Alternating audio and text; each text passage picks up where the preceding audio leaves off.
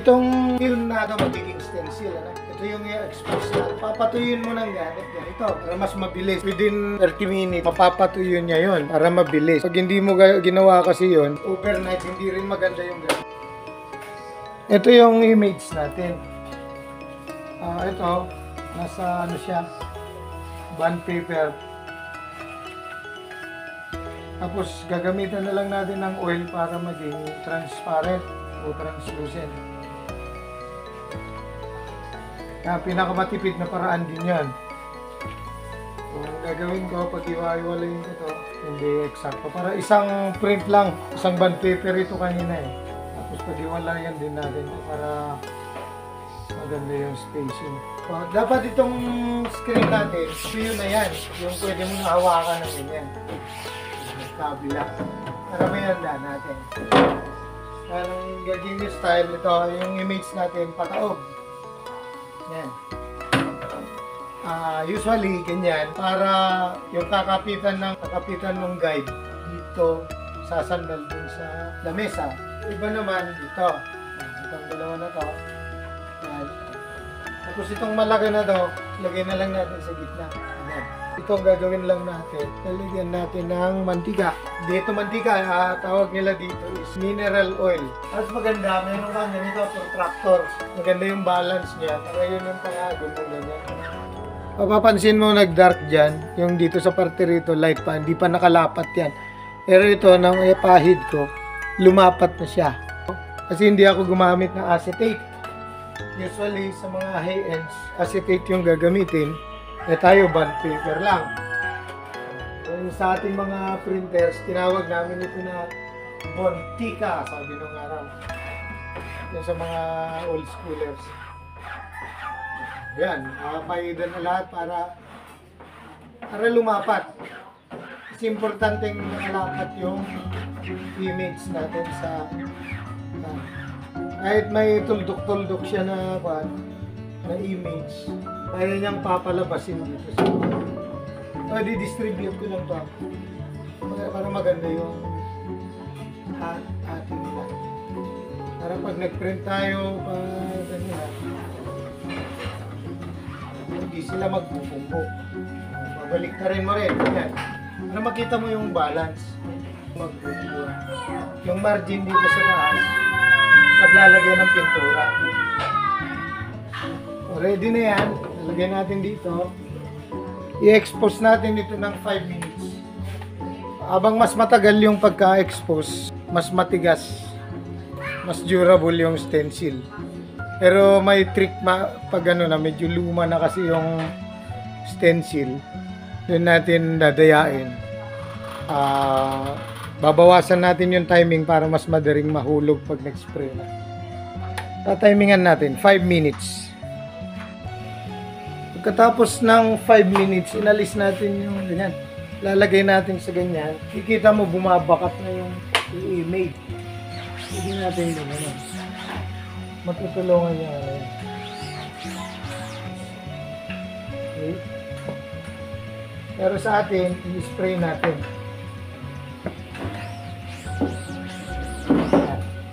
Nag-umpisa nang lumabas yung image natin.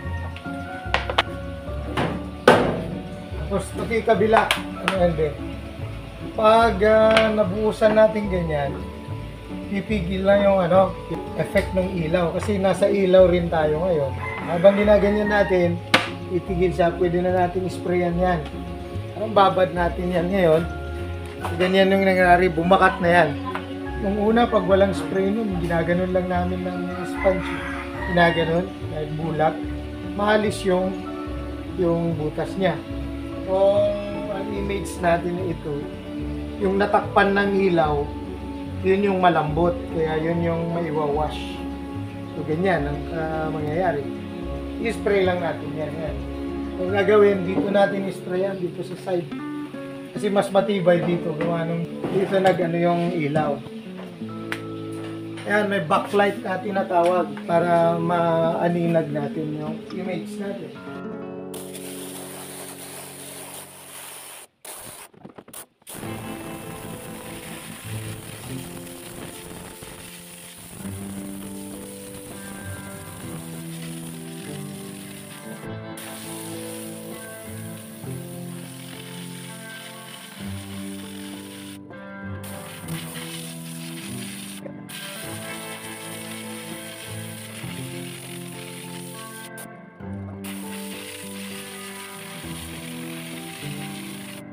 Siyempre, babalik na rin yan para maganda yung ma-wash din yung carburetor.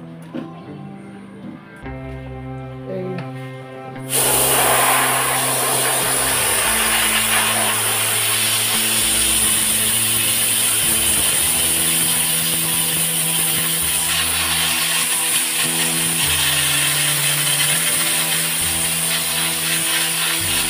Yan, para ma-check yung details, mapalabas ng gusto yung mga sulok-sulok ng mga kwan. Kagaya niyan. Yan sa upper tail na yan, yung maliit. Hindi pa naalis lahat yung mga kwan. Ito nalinis ng maigi.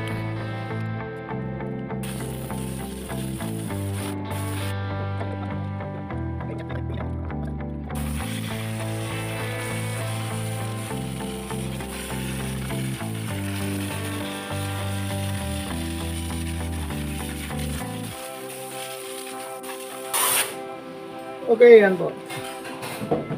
So, pag naano na yan, tapos nang may spray yan, bibilad na tayo sa labas. Sa araw, the best pa rin yung sun dry na sinasabi. Doon natin nilagay. Doon ako laging na.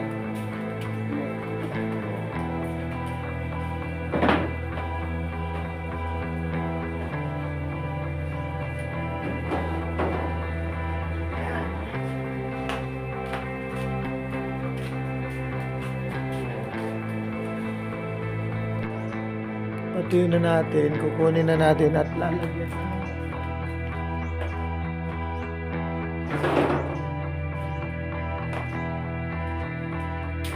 Siya. Lalagyan natin ng hardener, parang laminate niya sa ibabaw. At sa ilalim, para matibay siya. Ito yung hardener na sinasabi. Ang ibubuhos lang natin.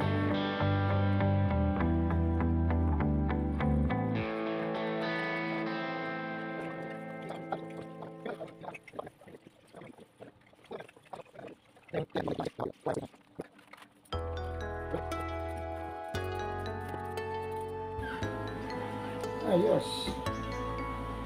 May protection na siya. Mas matibay na siya. Tapos balik bilad ulit tayo. Hanap tayo ng mainit na lugar. Doon. Dito.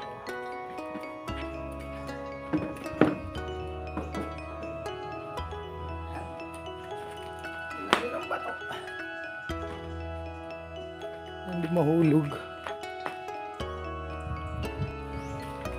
Patuyo na. Malayo na yung araw. Good na ito.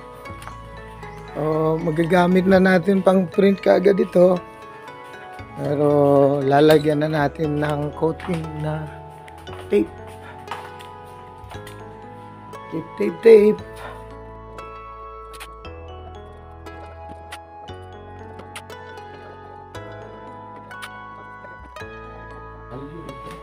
So, yun na po.